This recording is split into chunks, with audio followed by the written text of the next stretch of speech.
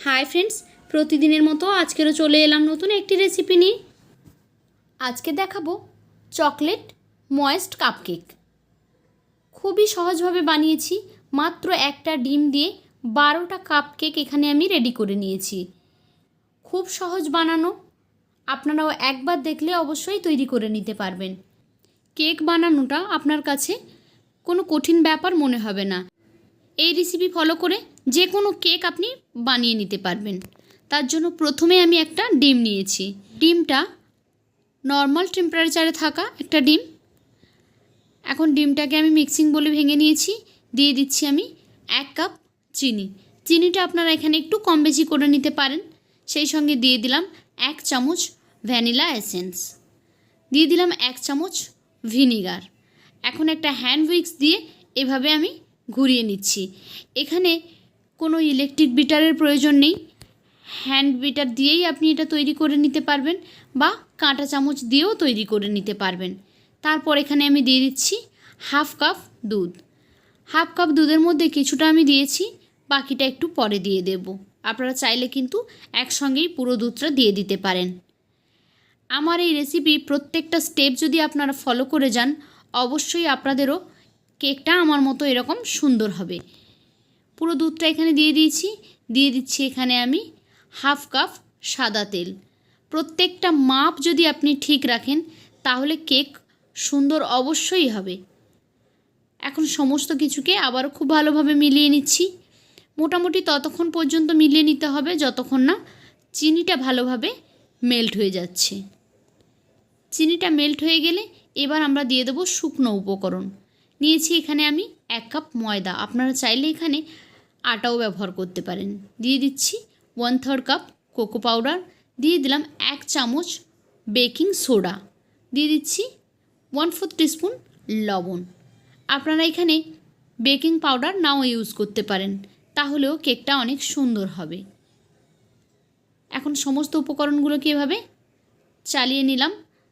অবশ্যই এভাবে একটু ছেঁকে নেবেন, তাহলে কেকটা অনেক বেশি সফট হবে। এখন আবারও হ্যান্ড উইক্স দিয়ে সমস্ত উপকরণটাকে খুব ভালোভাবে মিলিয়ে নিচ্ছি। যেহেতু এটা ময়েস্ট কাপকেক, সেই জন্য এর ব্যাটারটা কিন্তু একটু পাতলাই হবে। যেরকম আমার ব্যাটারটা দেখতে পাচ্ছেন ঠিক এরকম কনসিস্টেন্সি থাকবে। এতে ভয় পাওয়ার কিছু নেই যে কেকটা মনে হয় ভালোভাবে হবে না, কিন্তু না, এই পাতলা ব্যাটার দিয়েই কেকটা অনেক বেশি সুন্দর হবে। সমস্ত উপকরণ মিশিয়ে নিয়েছি। দেখুন কনসিস্টেন্সিটা এরকম পাতলা একটা ব্যাটার তৈরি হয়েছে। আমি যেমন যেমন মাপগুলো দেখিয়েছি, মাপগুলো একটু ঠিক রাখার চেষ্টা করবেন। এখন নিয়ে নিয়েছি এরকম কফি কাপ। এগুলো কাগজের কাপ। তার উপরে আমি দিয়ে দিলাম কেকের মোল্ডগুলোর উপরে আমি এরকম বাটার পেপার দিয়ে দিয়েছি। তারপর এখানে আমি একটা বড় চামচ নিয়ে দিয়ে দিচ্ছি 1 চামচ ব্যাটার। তার সঙ্গে একটা ছোট চামচ দিয়ে আমি এখানে 1/2 চামচ মতো ব্যাটার দিয়ে দেব। এইভাবে পুরো কাপগুলোকে আমি ফিল করে নেব। এখানে কিন্তু টোটাল 12টা কাপ হয়েছে। আমি যেই মাপগুলো দিয়েছি এই মাপগুলো ঠিক রাখলে টোটাল 12টা কাপ আপনার রেডি হয়ে যাবে। এখন আমি একটি কড়াই গ্যাসে প্রিহিট করে নিয়েছি। 7 থেকে 10 মিনিট মতো সময় লাগবে প্রিহিট করতে। তারপর এভাবে আমি কেকের মোল্ডগুলোকে বসিয়ে দিচ্ছি। দেখুন কতটা কম কিন্তু ব্যাটারগুলো দিয়েছি আমি এখানে, অর্ধেকেরও কম আছে। এইগুলো ফুলে কিন্তু পুরো ভর্তি হয়ে যাবে। এভাবে আমি সব ব্যাটারগুলো এখানে দেওয়ার পরে এটাকে আমি ঢেকে প্রায় 20 মিনিট মতো কুক করে নেব। 15 থেকে 20 মিনিট সময় যাবে। এর বেশি দিলে কিন্তু কেকগুলো শক্ত হয়ে যাবে। 12টা কাপ কেক আমি এখানে ঢেকে 15 মিনিট রান্না করে নেব। অবশ্যই গ্যাসের ফ্লেমটা লো রাখতে হবে, আর দেখতে হবে ঢাকনাটা দেওয়ার সময় কোনো দিকে যেন ফাঁকা না থাকে, তাহলে কেকটা তাড়াতাড়ি বেক হয়ে যাবে। ফিরে আসছি আমি 20 মিনিট পরে। এই যে দেখুন কেকগুলো কিন্তু একেবারেই ফুলে উঠেছে, পুরো কাপ ভর্তি হয়ে গেছে।